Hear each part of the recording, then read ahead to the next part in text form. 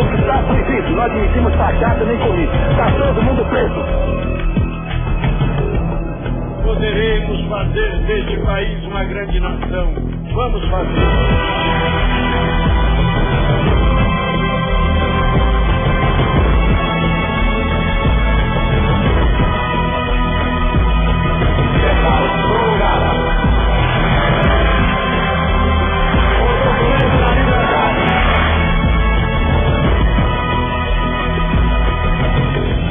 Lamento informar que o excelentíssimo senhor presidente da República, Tancredo de Almeida Neves, faleceu esta noite.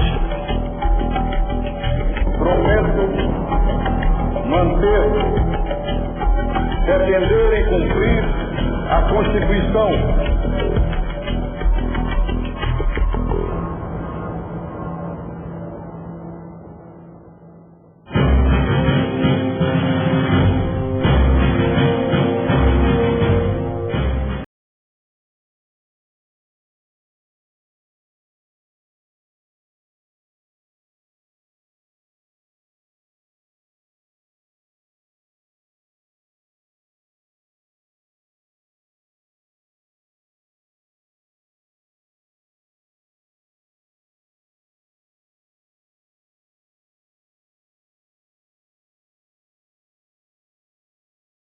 De queimar dinheiro vai pro céu como fumaça. A economia política tem uma relação muito curiosa. É mais ou menos como dois irmãos que brigam muito, mas às vezes são tão amigos que até praticam incesto. A relação entre crescimento, desenvolvimento econômico e democracia não é uma relação singela ou simples. A desigualdade é um problema que precisa de democracia e uma ação positiva do governo. Então, o gasto público é fundamental.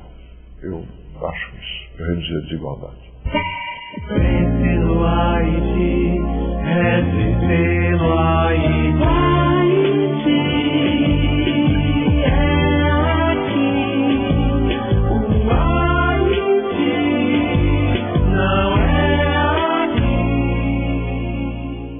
O que é um futuro melhor para o Brasil? É preciso que a gente pense e defina com clareza.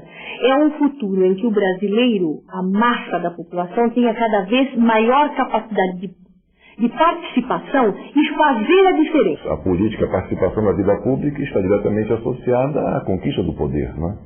Esse é o objetivo maior da política. Uma sociedade dinâmica e relativamente industrializada como o Brasil, sempre muitos grupos disputam o poder ou tentam influenciar o poder. A política econômica no Brasil sempre esteve nos últimos, na metade do século XX para frente, sempre esteve em função da nossa carga de inflação.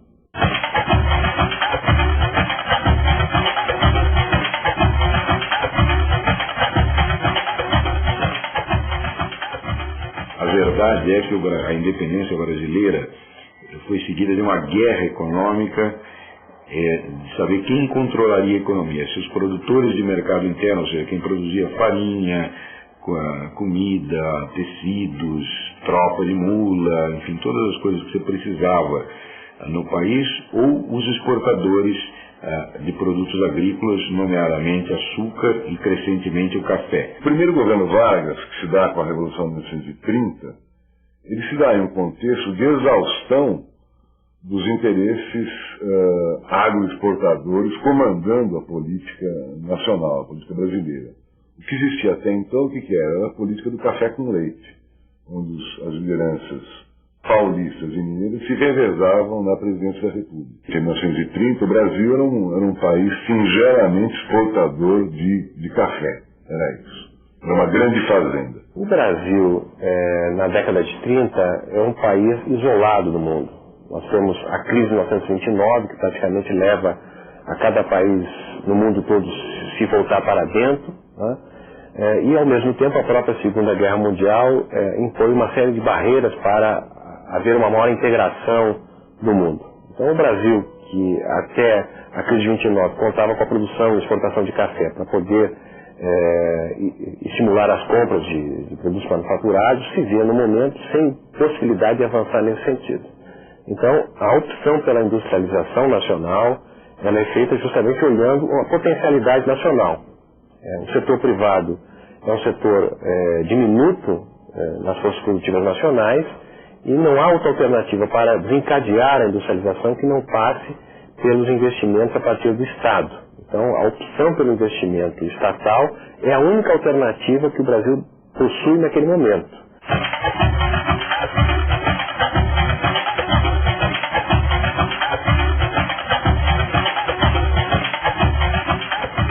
Lançaram-se ali as sementes para mudar a cara do Brasil. O que se pensava em realidade era alterar a natureza da inserção do Brasil no mercado internacional. E a industrialização avançou com Vargas. Avançou nesse período, de 1930 até 1945, é inequívoco que houve um avanço da produção substitutiva.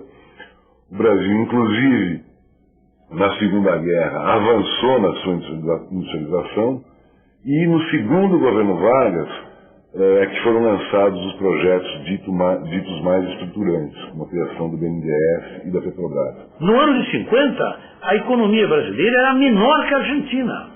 Produto bruto argentino era maior que o brasileiro. Tanto que era necessário, veja, 28 Argentinas para ser igual, né, o volume econômico do PIB, igual ao PIB americano. E nós precisamos 33 Brasis para ser igual ao PIB americano.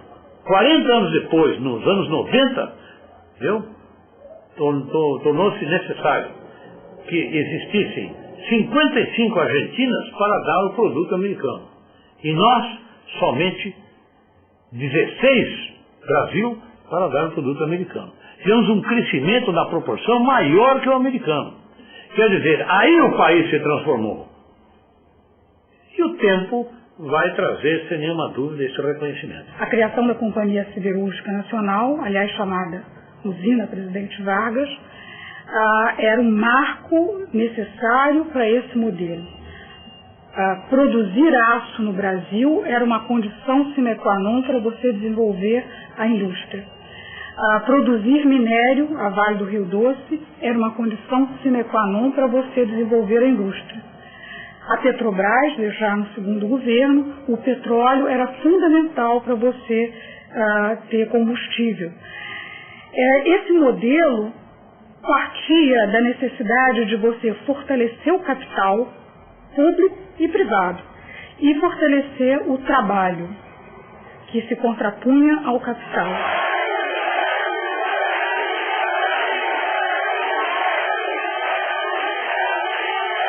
E Getúlio via, vamos dizer assim, como uma necessidade de se ter consenso entre o capital e o trabalho.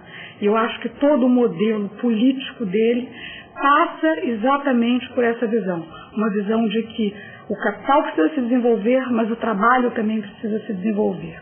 Portanto, é preciso criar as regras do trabalho, o salário mínimo, a consolidação das leis do trabalho, os sindicatos para poderem representar os trabalhadores e os sindicatos para representar os empregadores.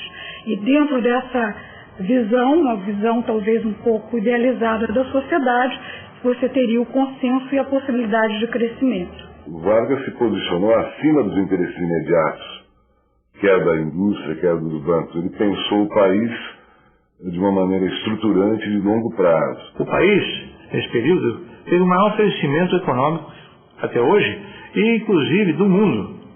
O progresso do Brasil nesse período foi assim, quase igual ao da China de hoje.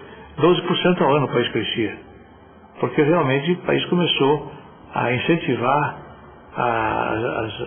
as iniciativas feitas por empresários brasileiros e pelo governo também, apoiado pelos empresários. Getúlio deixou um país com conselhos técnicos formados para o planejamento econômico, grupos de trabalho montados para a indústria automobilística, para a indústria do aço, para estudar o petróleo, para uma série de projetos que, na verdade, culminaram no plano de metas do Juscelino Kubitschek.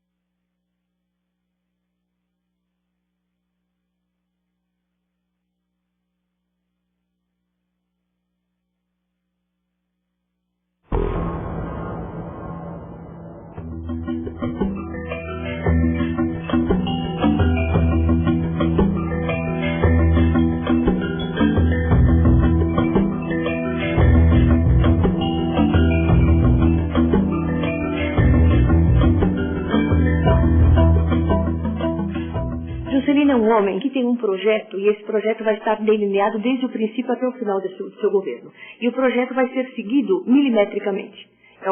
São 31 metas, estas 31 metas podem ser sintetizadas em 6 metas, e dentro das 6 metas, a meta síntese, a sexta, a mais importante para ele, é Brasília, a construção de Brasília. Então ele vai levar os seus anos de governo como se ele estivesse contando para, de fato, executar o seu programa. De certa forma, o Juscelino foi um grande trabalhador, um homem que teve uma importância muito grande na política brasileira, mas foi um homem de obras e com isso conseguiu fazer uma série de alianças que viabilizaram o seu governo até o final, apesar de também ter sido bastante bombardeado.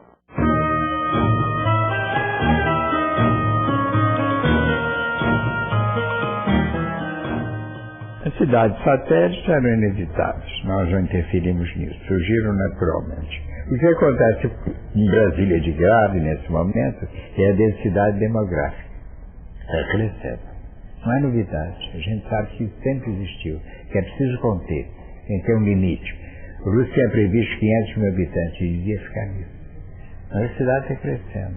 A solução que eu tenho defendido lá para Brasília é parar a conversão de novas habitações em Brasília, reduzi-las ao mínimo e dar mais ênfase às cidades satélites, fazer-as mais acolhedoras, melhores de viver, de modo que o pessoal fique nas cidades satélites.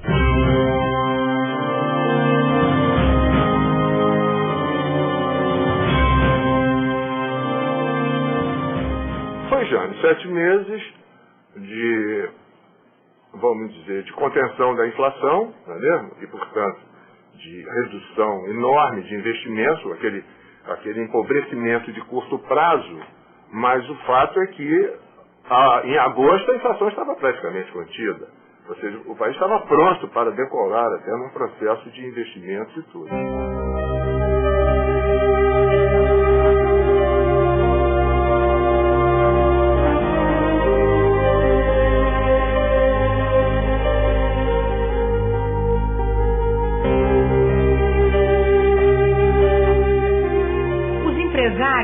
Que apoiaram Jango na proposta presidencialista tinham claramente interesses num tipo de executivo que seria favorável aos seus propósitos, aos seus interesses econômicos. Mas é claro que esses empresários se sentiram, de certa forma, traídos com o caminho que tomou o governo João Goulart. Um caminho de grande apoio às reivindicações operárias, de grande apoio às propostas de reformas de base e, portanto, de uma retirada do apoio tradicional da presidência da República às oligarquias, aos grandes grupos econômicos. Agora digo, como seria o pensamento dos empresários que alimentaram a reação a Goulart, seria de erradicar da vida pública no seu aspecto econômico aquele período de greves, aquele período de reações, aquele período das ligas camponesas, aquele período de invasões de fazendas e aquele período de fechamento de fábricas e aquele período de grandes dificuldades econômicas e consertar tudo isso, graças aos militares, os militares passarem o governo aos civis e voltar à vida normal de todos os tempos. Esse é um país que vai pra frente. E vou lhe dizer mais. A grande verdade, a minha experiência de trabalhar com eles naquele momento que era muito mais complicado, foi extremamente boa. O que você acertava no orçamento, mesmo quando eles erravam nas suas reivindicações, não tinha mais correção. Quer dizer, se você cumprisse a tua palavra, eles cumpriam a dele. E não tinha nenhuma ligação maior. Você liberava as verbas e eles trabalhavam. Nunca houve interferência militar na política econômica. Seu Delfim, essa sopa de legumes é uma barbada.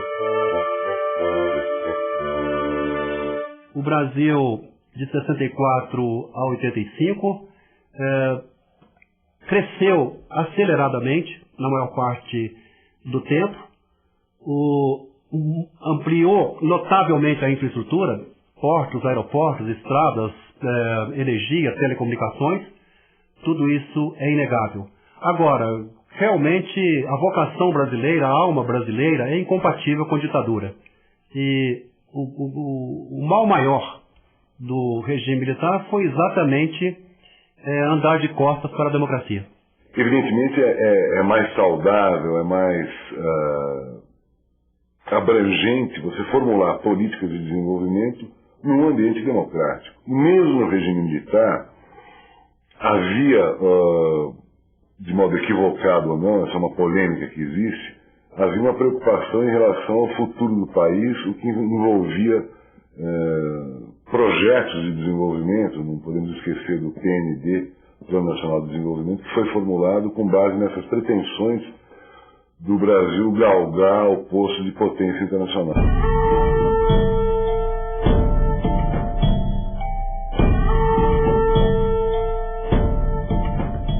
Esse problema do petróleo é fundamental. Eu era ministro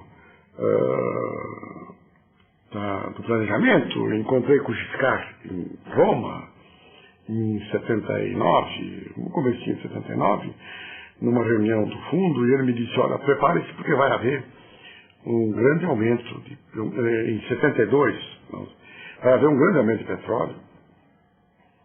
E, na verdade, eu cheguei e disse isso. Já tinha sido o Médici, já era presidente. Fizemos uma reunião nos Laranjeiras, na qual participou o presidente Geisel, que disse que aquilo tudo era uma besteira, que quem conhecia petróleo era ele, que o Giscard não sabia de nada. E depois ele tomou posse e o petróleo foi a 12.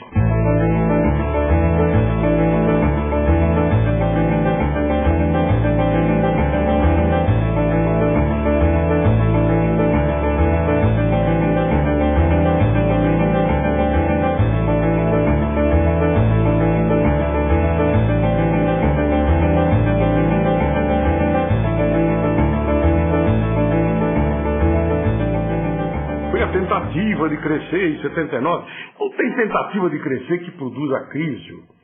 A tentativa de crescer não produziu a crise. Quem produziu a crise foi a dívida que já estava acumulada.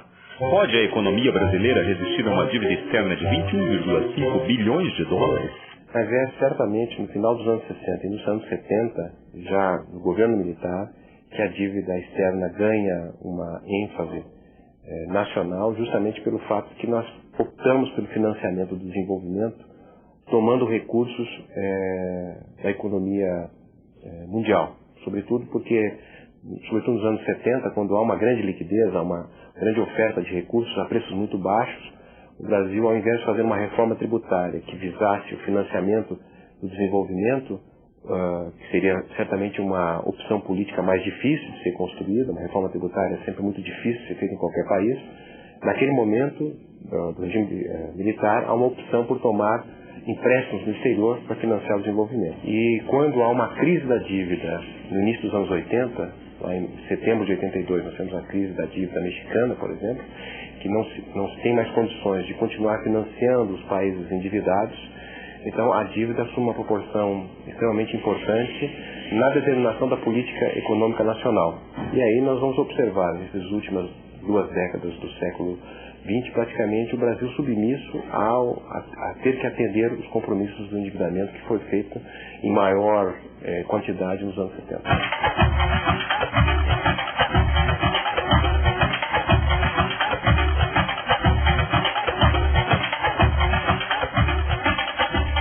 Disse que ninguém fracassa, nenhum governante fracassa quando a economia dá certo. Isso em grande parte é verdade. No período ditatorial via-se isso. A classe média não enxergava frequentemente as mazelas da ditadura, não percebia os porões da ditadura, não ouvia os ais dos torturados, quando a economia estava indo bem e o chamado milagre brasileiro existia. Quando o milagre brasileiro começou a deixar de existir, os ouvidos se tornaram mais sensíveis e os gemidos dos porões das ditaduras chegaram à classe média.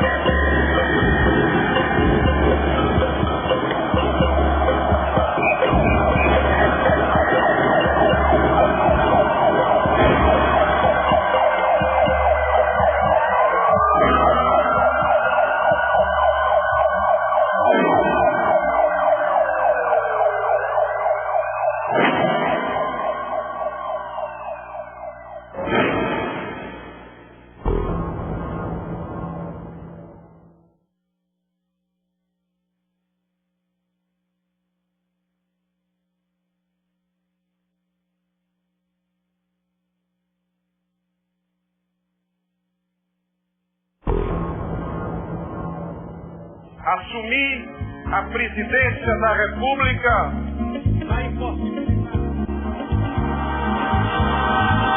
a novidade de ter um prédio da é a criançada se alimentar de luz. Agora, uma coisa é verdade, o Plano Cruzado foi feito para legitimar o governo. Sarney precisava de ser legitimado no governo, porque senão ele não atravessaria o período presidencial. Então ele foi feito não para ganhar a eleição, mas para legitimar o presidente e porque eu também estava atrás de encontrar uma solução para a inflação. E nós não tínhamos solução para a inflação. A única solução que tinha para a inflação, que eu reuni, procurei todo mundo, me dei os melhores cérebros, o que nós vamos fazer com a inflação?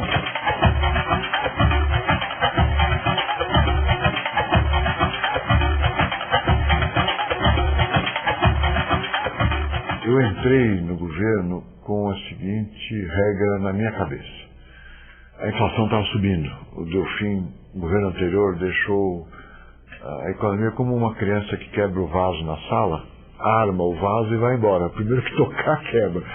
E eu assumi o governo, internamente eu tinha a seguinte posição. Ou nós ficamos como está, porque qualquer experimento é muito difícil, é delicado, ou se a inflação sair de controle, nós temos que ter o plano B. E o plano B era, a meu ver, a indexação geral da economia, as ideias do André Lara e do Pércio. André Lara Rezende e Pércio Arida.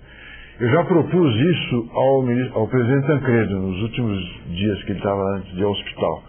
Eu propus o nome dos dois para diretores do Banco Central e ouvi uma resposta conservadora. Deus me livre, se a gente nomeia esses dois aí, a ideia de indexação generalizada toma conta do país, nós temos uma hiper. Então, com ele, a possibilidade era nula. Ele indicou o ministro Dornelles, que era conservador, eu não queria ouvir disso. Então, o Plano Cruzado, ele tinha um certo fundamento, ele na verdade, quebrou por motivos externos. O congelamento de câmbio produziu, e a falta de crédito externo rapidamente produziu crises internas de abastecimento.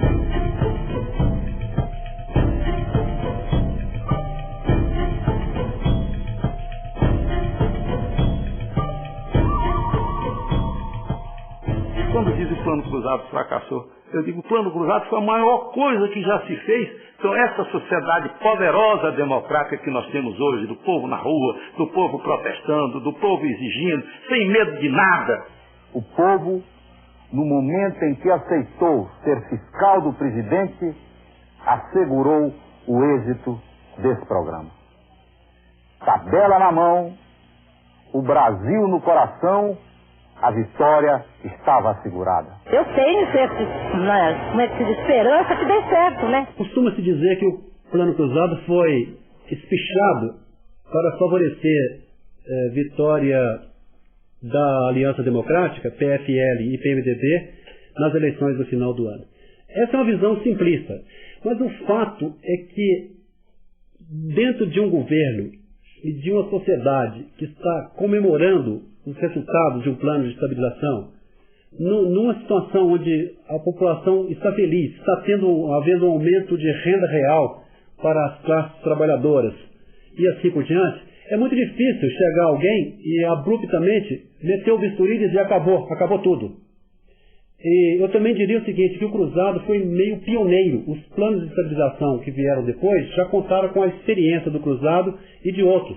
Acontece que a produção não cresceu, o consumo continuava existindo de uma certa maneira, não muito forte, mas existia, e os produtos começaram a desaparecer em função dos tabelamentos de preços, em função do plano que o plano atendia exatamente com tabelas de preços e controles de supermercados e controle de preços. Tudo isso é uma coisa muito artificial. O Plano Cruzado, na minha avaliação, foi uma das experiências mais ricas que o Brasil já viveu. Eu acho que foi um período em que se explicitou de modo contundente, né, a canibalização da estrutura de renda do Brasil.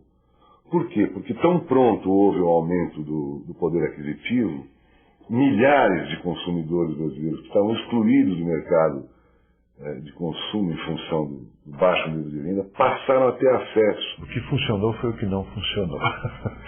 Como é que você fixa os preços? Como é que você estabiliza a inflação? Tem que segurar os preços.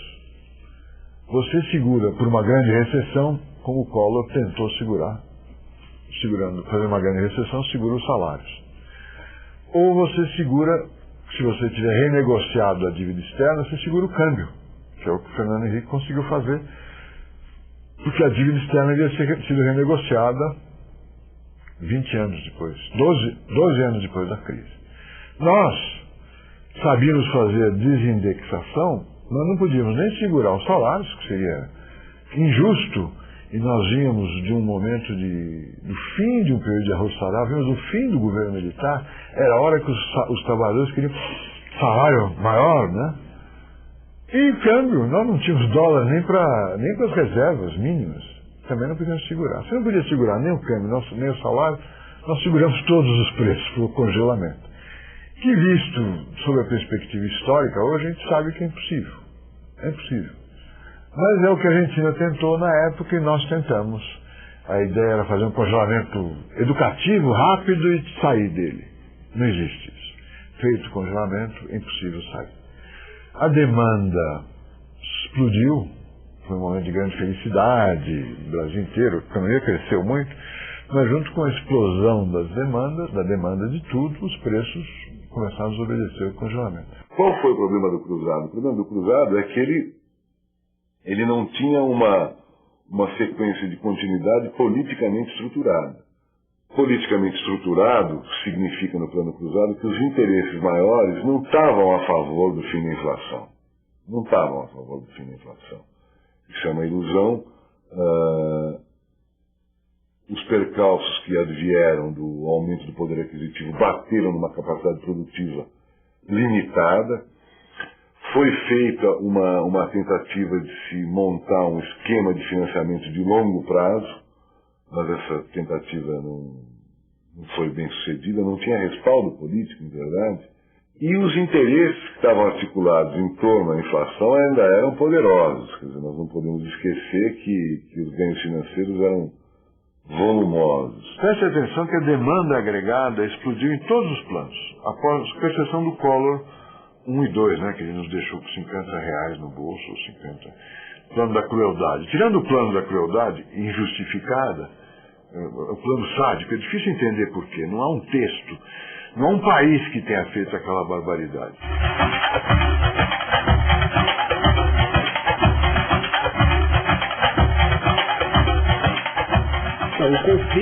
foi uma decisão exclusiva dos novos governantes, do Collor e de sua equipe.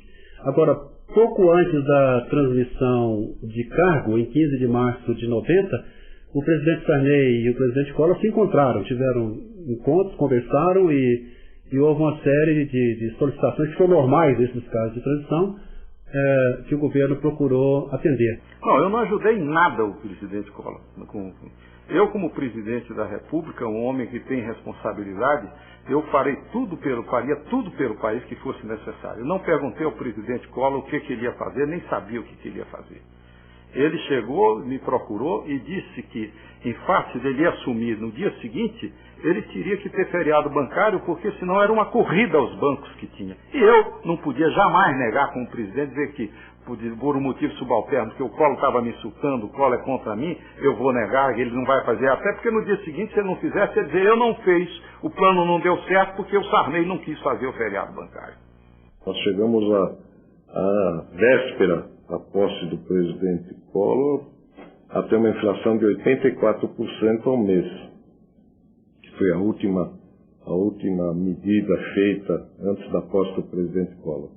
É claro que tudo isso mostrava um sinal de hiperinflação. Então, o grupo que formalizou esse trabalho entendeu que uma das maneiras de tentar segurar a inflação seria, em vez de combater o gasto público, em vez de discutir o tamanho do Estado, etc., resolveram fazer um plano voltado à contenção dos recursos, que afinal também não resolveu, porque as causas da inflação brasileira não se definem por decreto nem por medidas que o papel aceita.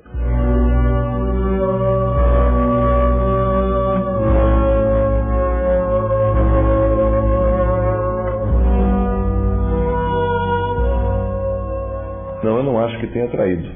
Até porque, se nós nos recordarmos, as pesquisas que foram feitas imediatamente após o bloqueio dos ativos, me davam aprovação de quase 70%, as medidas que foram tomadas.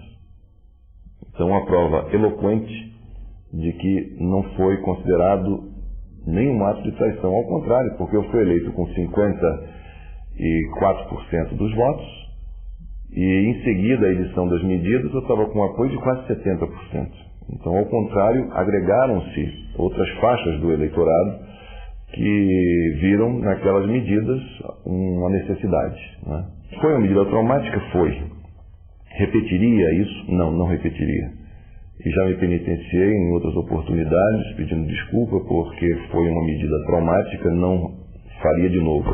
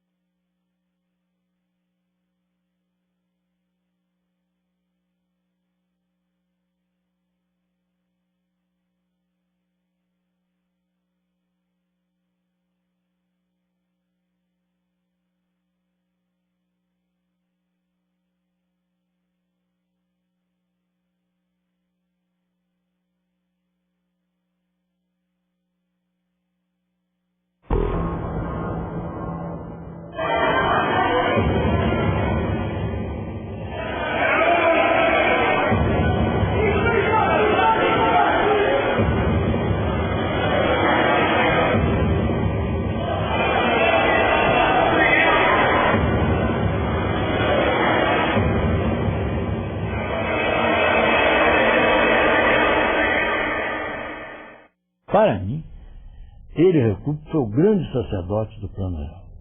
Mais tarde, nós tivemos a grande ajuda do ministro Ciro Gomes. Mas naquele momento, isso é que o povo brasileiro não sabe. Porque de repente também, se eu for ler a história do Plano Real, eu sou Malan, eu sou Peça Arida, não sei mais quem. Não vai ter mais Cruzeiro, não vai ter mais o LV, não vai ter mais inflação. Real está nascendo a sua moeda.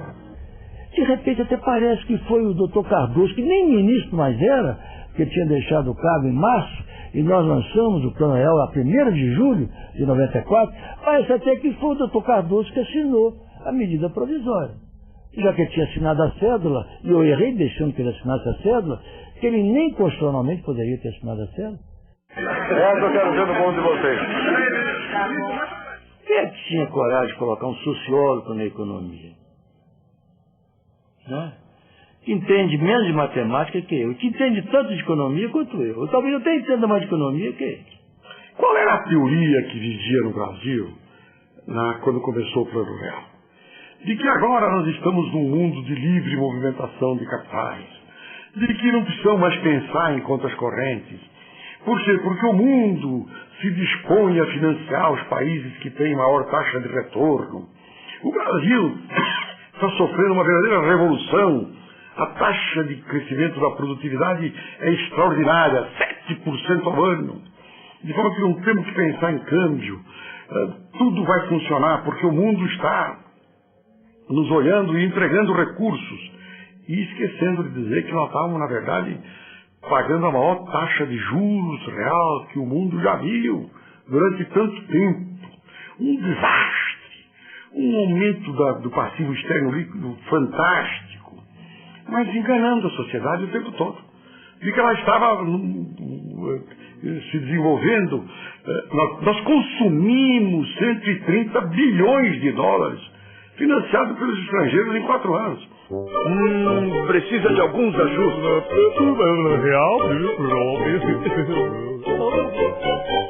A transição para o Plano Real foi muito bem feita. O que aconteceu no Plano Real? Aconteceu que houve uma sobrevalorização do câmbio absurda na gestão do Gustavo Franco. O que fez com que os juros atingissem proporções estratosféricas. Portanto, a relação entre câmbio baixo e juro alto, chamada sobrevalorização cambial, junto com taxas reais de juros extremamente elevadas, fez com que a dívida pública crescesse extraordinariamente. Isso é um problema muito sério. O cientista social e político Fernando Henrique Cardoso, ele, num certo momento da sua história, a nosso ver, ele faz um balanço da situação. Eu vou me orientar por princípios biológicos, eu vou me orientar por princípios pragmáticos. E eu acho que claramente ele se orienta por princípios orientadores pragmáticos, né? E tendo definido algumas metas. A meta da estabilidade da moeda, da estabilidade da economia, do pagamento da dívida, né? E com isso eu acho que o pragmatismo ficou bastante evidente. Os grupos de interesse que permeiam o poder, eles são vários, mas é inequívoco no Brasil, dos anos 80 para cá, dos anos 90 para cá, a prevalência do interesse bancário. Quer dizer, os grandes bancos, eu diria que são hoje os atores principais da política e da política econômica no Brasil. O que se tem é uma piramidização onde os interesses financeiros, que seguramente são hegemônicos dentro do Banco Central, comandam a política e a política econômica no Brasil. E o que nós temos ao longo dos anos 90, então, como opção pela privatização, o Brasil privatizou mais de 100 empresas, isso gerou uma receita estimada em 100 bilhões de dólares e representou, por outro lado, a demissão de quase 600 mil trabalhadores das empresas estatais.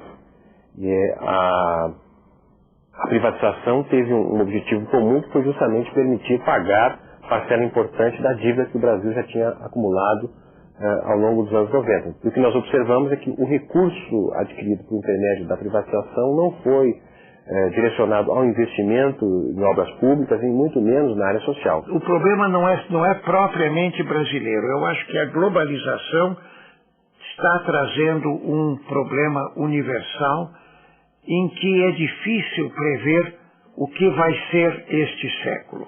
A meu ver, a economia mundial vai ser dominada por um pequeno grupo de gigantes, mais fortes que os governos, porque eles vão comandar complexos empresariais funcionando no mundo inteiro, de modo que um país que dificulte ou contrarie os seus interesses fica ameaçado de perder a presença desses grupos no país. E isso não é só no Brasil, isso é uma coisa universal.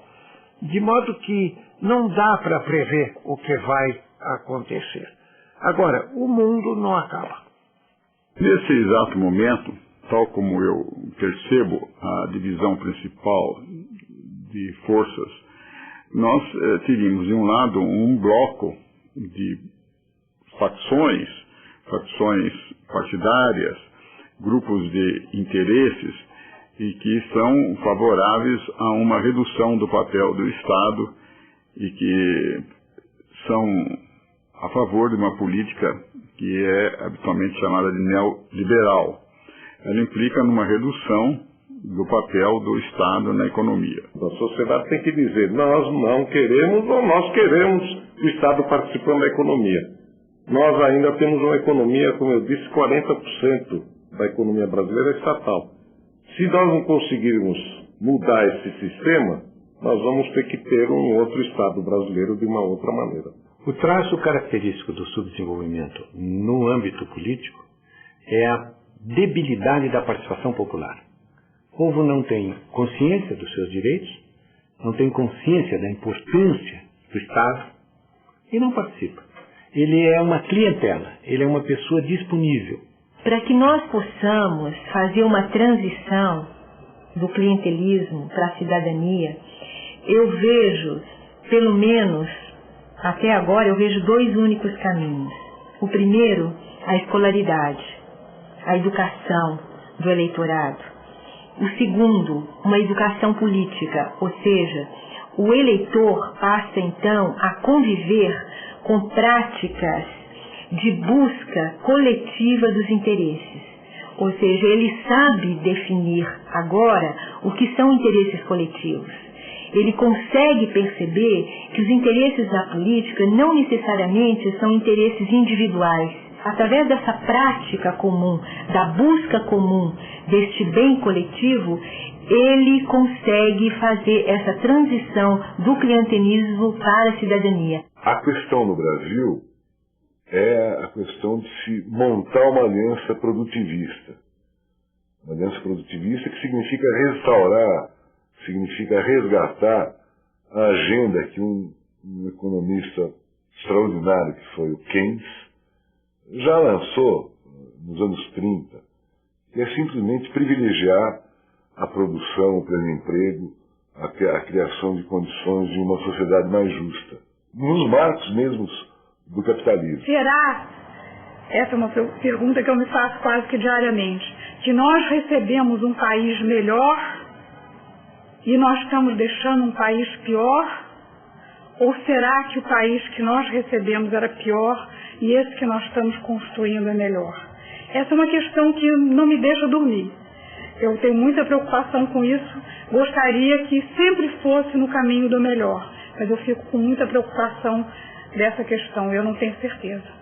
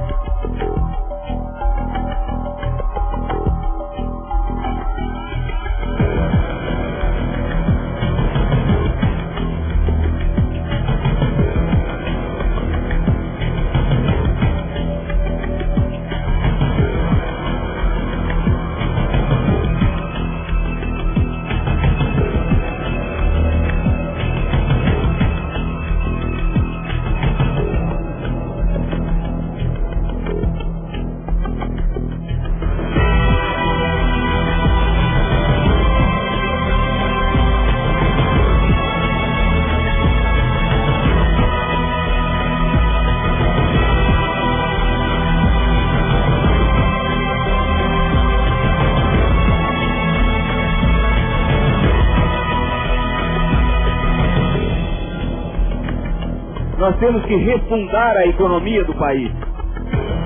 E nós temos, portanto, que rever todas as nossas concepções, todas as nossas práticas. Quem não tem pão, que tenha. Temos que dar pão, vamos dar. Nós estamos dizendo não e não e não. Nós não vamos mais aceitar e, portanto, nós vamos ter que mudar tudo.